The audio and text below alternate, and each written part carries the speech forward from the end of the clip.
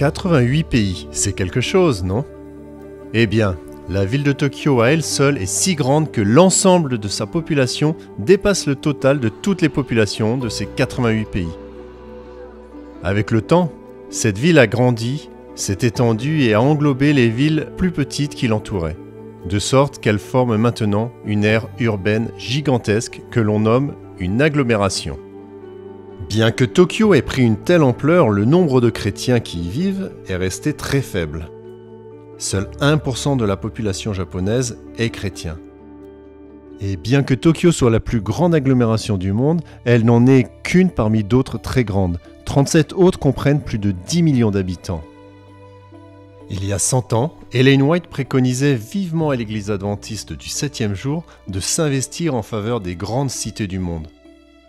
Oh, que nous soyons capables de voir les besoins de ces grandes cités comme Dieu les voit, écrit-elle, ajoutant que l'œuvre dans ces villes est l'œuvre essentielle pour notre temps. Elle encourageait les membres en disant « Il faut travailler dans ces villes, car le temps est court ». Mais en 1900, seules 15 cités comptaient plus d'1 million d'habitants. De nos jours, ce nombre s'est multiplié presque par 600.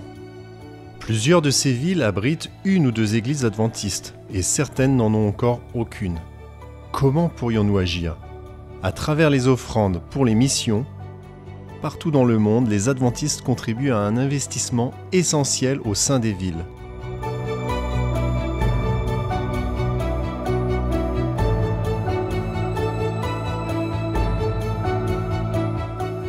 Peut-être qu'à un moment donné dans votre vie, vous avez rêvé de devenir missionnaire, mais pour une raison ou une autre, cela ne s'est pas fait. Si c'est le cas, ou si vous avez à cœur les personnes qui ne connaissent pas Jésus, considérez combien ce serait une vraie belle mission que de prier chaque jour pour elles. Cela pourrait ouvrir des portes et des cœurs sur au moins la moitié de la planète. Sharon a répondu à l'appel à prier de tout son cœur. La carte éditée en ligne par la mission Prière pour les villes se consulte comme la carte du métro. Et Sharon s'en sert comme guide pour prier au profit d'une ville chaque jour. Elle prie depuis plus d'1 an. Elle a déjà pu cocher plus de 200 des 580 plus grandes villes. Elle prie pour leurs habitants et leurs autorités, pour leur santé, leur foyer et leur foi.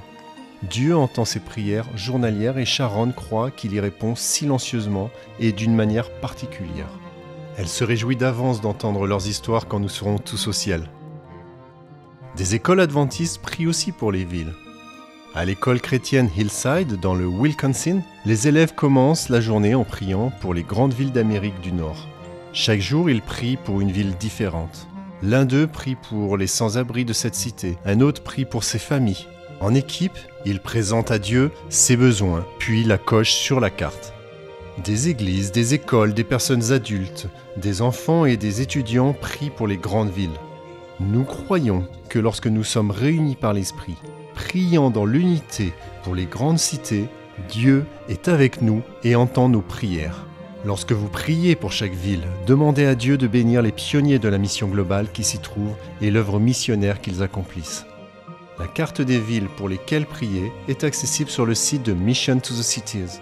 Vous pouvez l'imprimer, que ce soit pour vous, pour votre école, pour votre groupe de prière ou votre église. Nous vous en prions, joignez-vous aux autres missionnaires et priez à votre manière, vous tous autour de la terre.